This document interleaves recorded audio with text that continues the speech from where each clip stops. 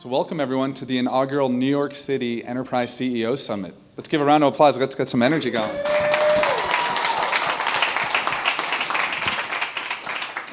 We're thrilled to partner with Battery Ventures and assemble such a great group of folks from across the ecosystem, all focused on enterprise of all stages of companies today. Before we get started, I think some context is in order from myself and Niraj to really share how we got here. So from Workbench's perspective, we launched in 2013 with two goals, really. The first, obviously, for anyone who knows this, is to build an enterprise venture fund in New York. Going beyond Workbench, really, and the reason why you're all here today is that our second objective was to grow the enterprise ecosystem in New York. We actually host 3 to 4 meetups a week. When you add that up on a yearly basis, that's over 200 different events, in addition to some of the smaller dinners that we host, as well as just different workshops. But one group, despite it all, despite hosting everything from a Scala meetup to an OpenStack meetup to something focused on mobile developers or the enterprise tech meetup, we've never gotten all of you folks together. And we realized that really when we were talking with Niraj and team that you guys need to meet each other. We were actually shocked the other day that you two didn't know each other. We've got such amazing companies backed by all the best VCs out there. And today, just to reiterate, is really about you guys. We've got some amazing panels, and we're going to encourage everyone to be extra controversial so that people aren't on email and really getting some good nuggets. So with that, I'd like to turn over to Niraj, who, to give him credit, even though it's been hot over the last 3 years or so to invest in enterprise startups in New York, they've been way ahead of the curve and did it before it was too cool. So really excited to be partnered with you guys.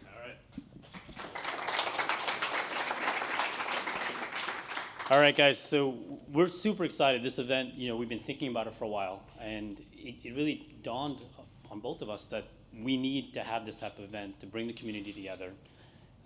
B2B in New York is, I think, in the beginning of a decade-long run. This is a really exciting time. We've been investing in New York for a while, and New York is just, you look at the people that come to New York. I'll give you an anecdote. If there are 100 engineers that leave Boston universities, my observation, no stats on this, maybe 10 of them will stay in Boston, maybe 70 will end up in the West Coast, but 20 of them will end up in New York, just round numbers. And what I find really fascinating is that the 20 engineers that end up here are incredibly commercially oriented. So of those 20, I think 10 of them are going to start companies. And I think New York just kind of has this great ethos to it. So we're excited to do this event. We're excited. Hopefully this will turn into tradition. With that, I'm going to turn it back over to John to kick off the first panel. Our hope today is really that you're going to find this a valuable opportunity to just learn from our esteemed panelists. And with that, I'm going to kick it off and turn it over to Jess, who's going to be moderating the first panel. Turn it over to you guys. Well, thank you, everyone, for joining us today. We promised in our reminder email yesterday, no bullshit. So please keep us honest on that. My name is Jessica Lynn, and I'm the community director here at Workbench, and it's an absolute pleasure to work alongside our member and portfolio companies as they grow and scale their teams. And so the title of this panel is Hiring, Growing, and Maintaining a Culture. But what I think it really should be called is shit that's really hard and no one blogs about it and you're not sure if anyone else is going through it. So the short answer is yes, every CEO is or has gone through it. So that's why I'm really excited to moderate this panel with two CEOs who are incredibly thoughtful and who I know are good to share their best war stories and their hardest lessons learned. So first up, I'd like to welcome Daniel Chait, CEO of Greenhouse. They raised a Series C from Thrive Capital, Benchmark, and Social Capital. They are now at 200 team members between New York City, 2 floors down, and San Francisco. So Dan, how does your son describe Greenhouse? He definitely can recognize the logo. Step one. And like he'll see the laptop and he'll go like Greenhouse, I have my Greenhouse sticker on it. And then my wife's company, her logo is red, so he started calling her company Red House. That's awesome. Yeah. Awesome. So Greenhouse, recruiting software. But I think maybe a little bit more on point to the grown-ups in the room is Greenhouse makes recruiting software, so our product helps companies do a better job at hiring better people faster. Awesome. Please also join me in welcoming David Politis, CEO of BetterCloud. They've raised a Series D from Excel, Flybridge, Tribeca, and Greycroft. They are now at 130 team members, both New York City and Hotlanta, half and half. Dave, how do you describe BetterCloud to your grandmother? It's a very tough one. Basically, I say that people are using cloud technology, which she understands. No, I don't know. Both my grandmothers passed away, so it's a tough question. I'm sorry. You were with your mother-in-law this over Passover. I was. You were with your my mother-in-law, mother. so Yeah, it was that's your true. mother-in-law. My mother-in-law actually does understand the cloud. She thinks that we do things. She thinks we are iCloud, literally. So what we do is we build management security software for SaaS applications. So organizations that are using SaaS applications, probably everyone in here, we build management security kind of wrapper around that. Awesome. Well, so let's just get a quick sense of who's here in the room so we could best anchor our conversation. Folks with teams of 5 to 20? Awesome. 20 to 50? Cool. 50 to 100? Hundo plus? Okay, cool. That's a really solid range in here. And for those of you who are kept up at night, is hiring what's keeping you up at night? Okay, a little bit. Developing, managing your team, performance. Great. Growing, scaling pains. All of the above. None of the above. Some of you sleeping great. Okay, awesome. Well, we've got 10 minutes. That's not right. Someone give me my timer back to keep this panel going. So 20 minutes.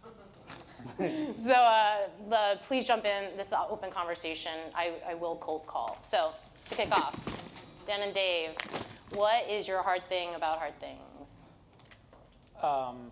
People.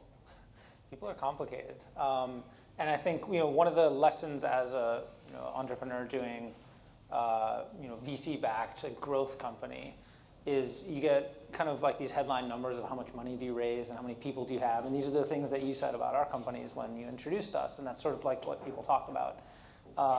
But people are hard, and like the more of them you have, like the complexity just gets exponential.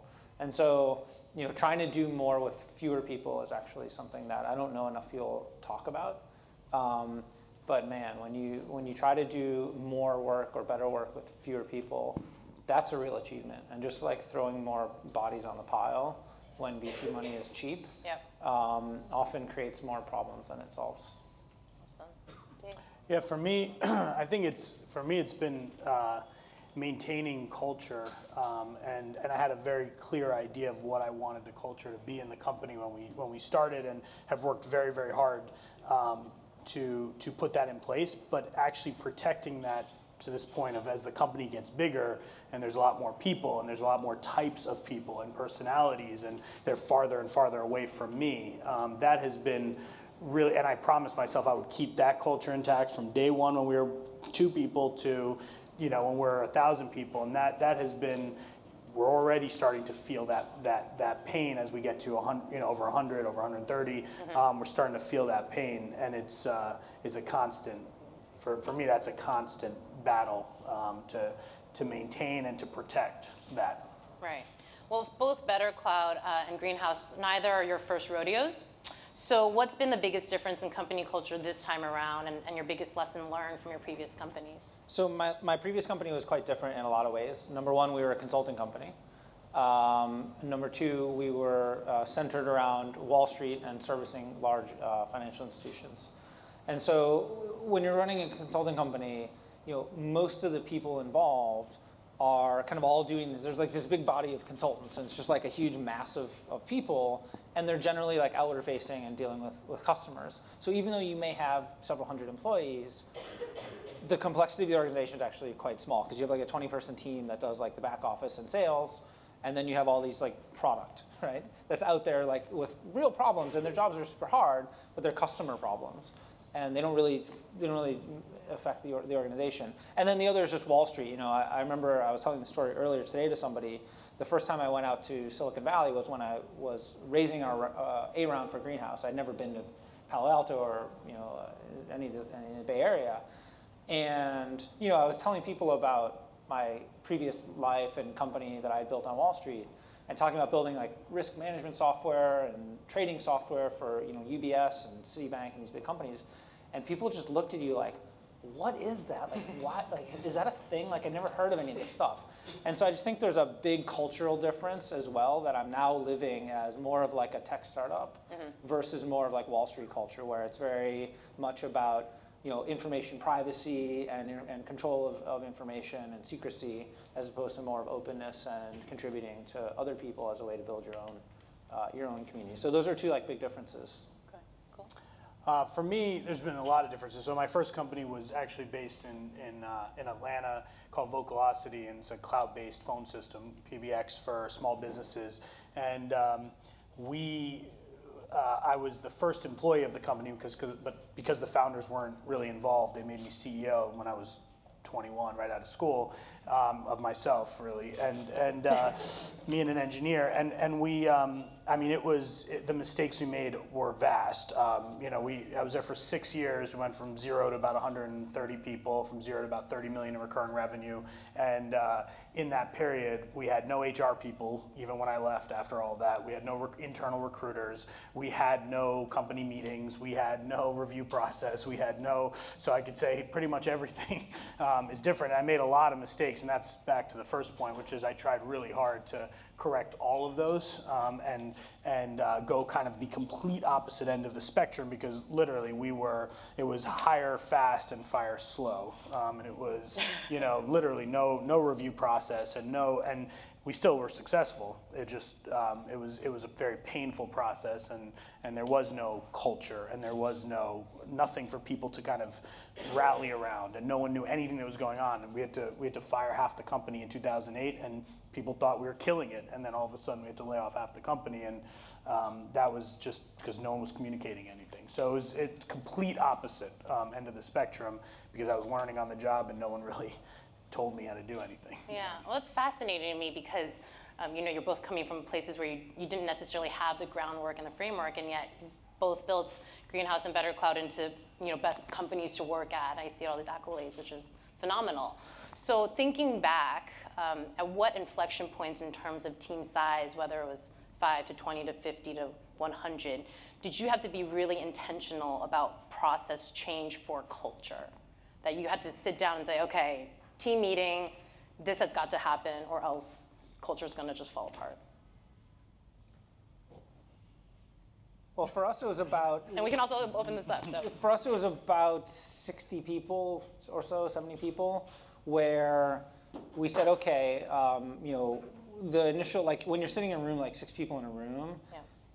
Not only do you not need to have like a meeting about culture, like it's actually kind of absurd and pointless, because you're doing what you do, and that's the whole culture, is just the things that you would do anyway, and to do them.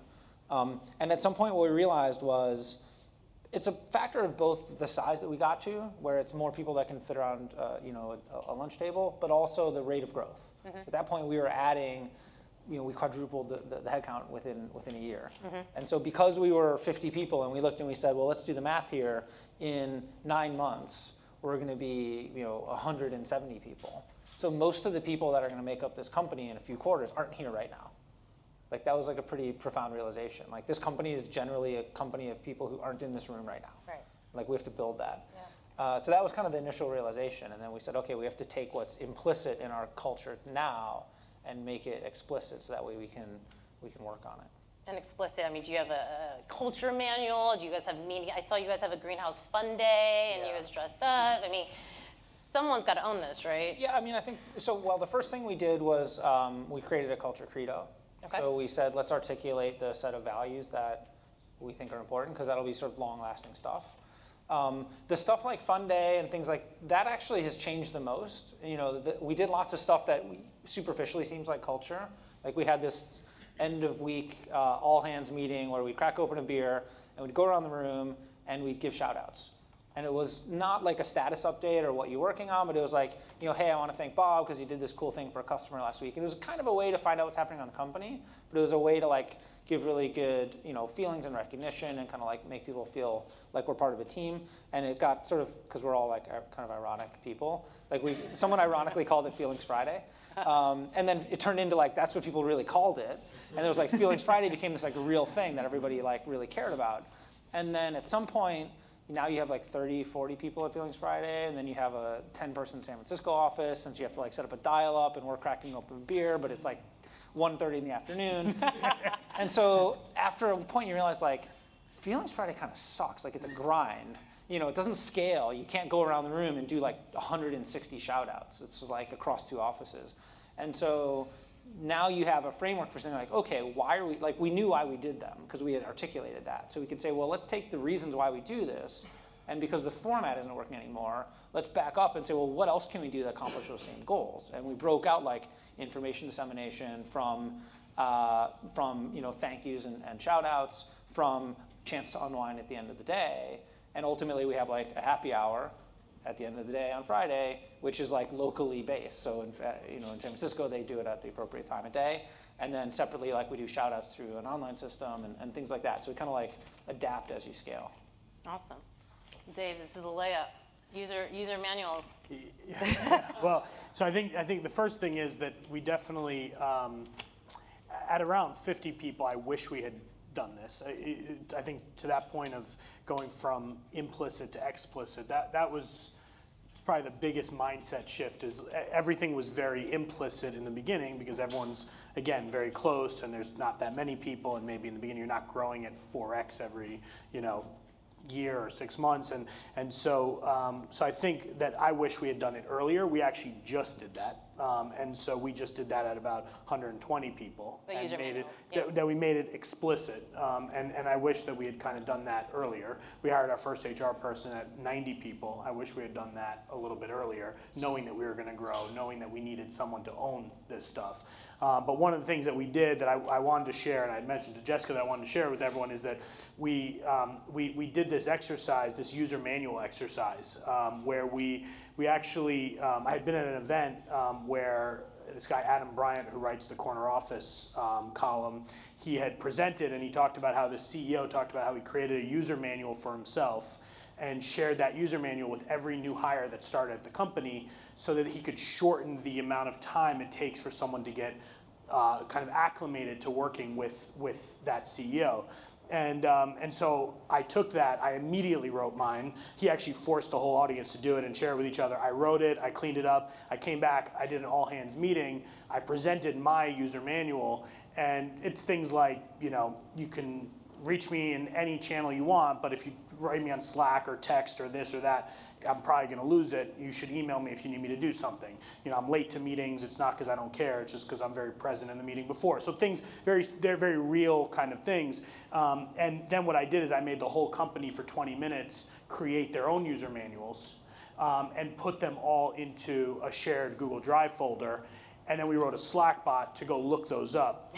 And so what's happened now is that we have, it's amazing. Every person who joins the company, every person who joins a new team, every person who has a meeting with people they don't know, they immediately look up their user manual. And I mean, it's real. I mean, this is in-depth. Some people wrote like 3-page user manuals. And it's, what are your pet peeves? What do you love? What do you, and every new person who starts says it's amazing because they go into their team meeting of 6 people and they know who those people are. They know how to communicate with them. So anyway, that's something that hopefully you guys can take away. I actually posted something about it on my LinkedIn a month ago, and I've gotten more response than anything I've ever done in my life probably, where people saying this is amazing. I just did it in my company.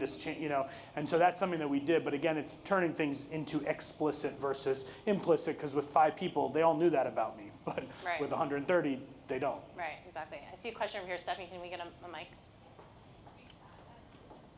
Hi, I'm Liz Wessel from Way Up. My question, so you just made a comment that I feel like I hear from CEOs all the time, which is we should have hired our head of an HR person sooner. And I also hear that a lot about sales ops. Can you guys say like when you wish you had hired and what all of us who are maybe like I'm a 40-person company, anyone who's smaller, what we should be looking out for so that we can know, okay, these guys said it's time. It's time. And by the way, all my advice is 100% guaranteed. Money back. I mean, it's obviously situational, but I think also it depends on your rate of growth as well. So if you're 40 people and you're hiring one person a year, it's a different company than 40 people hiring 200. We certainly made early hires in HR, but we're an HR sort of company, right? And people practices are important to our company strategy, not just to our employee management. But I think the thing that I would focus on for that is I think many people make the mistake of hiring an HR person who either comes out of like an administrative background, so they like the classic example is you take your office manager and you say, okay, now you're the head of HR, because like a lot of HR is moving paperwork around. Or they take somebody with all the technical HR heavyweight chops, and this person ran payroll and benefits and all the like complexity at some big company and kind of knows the legal and compliance stuff. And what I think the successful companies do is they take somebody who is extremely entrepreneurial and business oriented and put them in charge of their people practices. And that person can bring into the organization through future hires or through external vendors specific knowledge that you may need, or compliance questions that you may need answered. But those people end up adding 100 times more strategic value to the business and to the way the company works. And I think at 40 people, it's not at all too early to have something like that. Yeah, and I would just add to that, growth is important, but also I would say the type of employee base you have. So if you have a lot of millennials, as an example, which we're about 89% millennials, that's why I wish I had an HR person earlier, because to me, there's more work required there. There's more care and feeding, which is okay, but someone needs to be kind of doing that and be thinking about that. And we've been able to keep our turnover very low because I think because we are now doing people programs for them and growing them and helping them with their skills growth and things like that. But so I would say, yeah, 50. I would do it again at 50 personally. At 50, if you know you're going to continue to grow, if you have a population that kind of wants that and wants to have those conversations and wants these people programs, but I would definitely not do HR, and I wouldn't do like the technical HR person, that for 100%, or the office manager. I think to your point, it's a different type of person than maybe historically. Like we got all the compliance stuff done through like TriNet and our lawyer and all that. Like they can have, if you have a question, I want to fire someone, how do I do it, or whatever that legal stuff is. One question over here. I'm Tommy from Alloy. My question is, it goes back to something Daniel said earlier, which is that people are complex. So like when you were early and you dealt, both of you, like when you dealt with some sort of problem child who maybe added a ton of value but just had brought some sort of baggage or issues, what are the instances where dealing with that and helping them succeed in the organization turned out to be a good decision? When was it a bad decision? Like I'm not talking about assholes, like we're not going to work with assholes, but things like having trouble like with work styles, work schedules, working with certain types of people or whatever. So, well, there's the famous. Have you heard the Rodman rule? Yeah. The Rodman rule, right? It's like every team can have Rodman you can have one Dennis Rodman, right?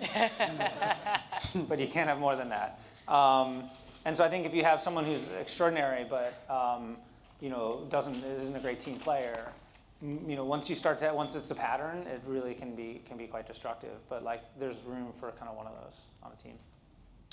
Yeah, I mean, I usually give people one chance and that to change, and everyone doesn't have to be fit in within this culture kind of box, but everyone needs to be contributing to it at least in a positive way in some way, and a Rodman can do that. But if not, then just again, I learned my lesson from my first company is just I do fire very fast now, and every time I've been right. And actually many times I've been right and the person comes to me later down the line and thanks me for firing them because it wasn't the right place for them. And so I believe very strongly in that, and we do that very quickly. All right, I'm openly flouting the rules now, so go for it in terms of time. I was curious as to how do you incorporate some more of the culture components and values into your day-to-day? So, or into the quarter by quarter. Like we use our culture and our values as part of our performance reviews, for example, right? Like incorporating it in that way.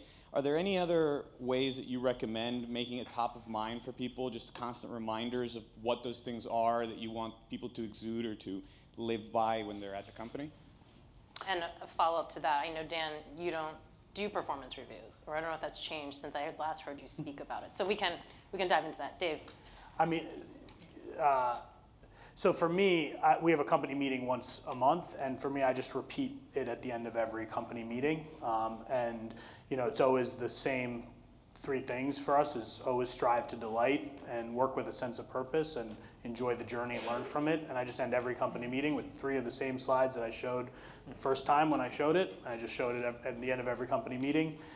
We've thought about printing stuff and putting stuff on the wall, but it's just kind of a passive reminder every single time. And when we do something like that with the shout outs every company meeting, and when we do, we try to tie it back to those kinds of things in one way or another so that people see, like, okay, that's being noticed. Yeah, we do small forms of recognition as well. One of the things that we did, this is a secret, by the way, so don't tell anyone, but we had secretly produced a set of these little 3-inch high gnomes, and each one of them was a different cultural value. And then we just wrote a little thank you, like thanks for being collaborative or thanks for being customer focused, and put it on someone's desk and didn't say anything. And they kind of Instagrammed it, and I was like, what the hell is this gnome? And then they kind of passed around the office. So we do little kind of fun recognition, stuff like that. But the big thing for us is we want to validate that they're actually having they're out there and working in the real world. So we do employee engagement surveys pretty regularly. We use Culture Amp, but there's a lot other products like that. At what point did you start doing those surveys? Last year. Okay, So around yeah, we were 170 people, 180 people, something like that. Beyond what that's the point where you really need data to know what's happening. And one of the things that we check off is actually that question of are the people representing those company values, and you learn stuff. Okay, so I want to keep us on track. I don't want to be that asshole. So what I'm going to do is I'm going to read off the questions I was going to ask you because we covered 2 of them. And then hopefully that's the launch pad for further discussion. So both of you have distributed teams, Atlanta and San Francisco. At what point did you start that second office? And what has been the #1 tactic that's been most helpful in maintaining cohesive culture? I know, Dave, you wanted to ask, as you grow, how do you ensure communication across teams doesn't break down?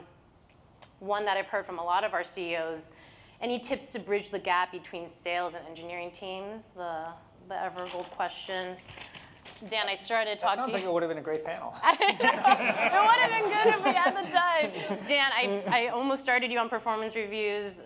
How do you do promotions or roses? That's another tweet storm. You do firing retrospectives. What's been the biggest action change as a result of those? This is a good one that was submitted to me. What do you do when your best employee asks for more money? When you're up all night trying to figure out what you can do to reduce burn? This one's a similar one already. How do you handle an employee who's crushing all the metrics but poison for culture? We should be like lightning round. Easy to say fire, right? But I mean, they're hitting the numbers, they're hitting the metrics that your VCs want to see. How do you handle that? Dan, you talked about your first 3 sales hires. They sat in a windowless room with you. They heard your sales pitches directly. How do you ensure that your training as you grow and scale still remains so high caliber and high quality? Sales ops. Great. And then last but not least, how do you continue up leveling yourselves as CEOs and leaders? So I'm going to end on that one. So for me, we do these employee surveys also, and one of the big things that we've done, what I've done recently, is include leadership kind of effectiveness in there anonymously. So to 130 people, basically, what can I do better? What do I not do well? What should I work on? And what I promise everyone, I did this last time, is I actually presented that information back to the whole company. I said, this is what you guys say I don't do well. This is what you say I do great. This is what you want more of from me. And I'm going to work on those things. And so that has helped me a lot because I've seen a lot of things that I was doing that worked great at 20 people or 50 or whatever, and it just doesn't work at 130 people. And so for me, I just ask people anonymously, truly anonymously, and people give you some pretty real feedback, and they see, and people talk, and people, and so you can learn a lot from. For me, at least, that's helped a lot. And now we're doing it for every single executive in the company, and finding a lot of really interesting things. And it's kind of painful for people to see, but the impact is pretty powerful. That's huge. That's Yeah. great. I come at it from the standpoint of like, what are we trying to get done as a company in the next 2, 3, 4 years? What is that going to demand of me? And how's my job going to change? And my job is definitely different than it was a year ago and 2 years ago, and it will be different again. So I try to think about what is that going to mean for me in that time, and how do I get to that point? Okay, awesome. Can I get a huge round of applause, guys, for Dan and Dave? I'm sorry, we didn't get to cover all these things, but hope we can talk more at break.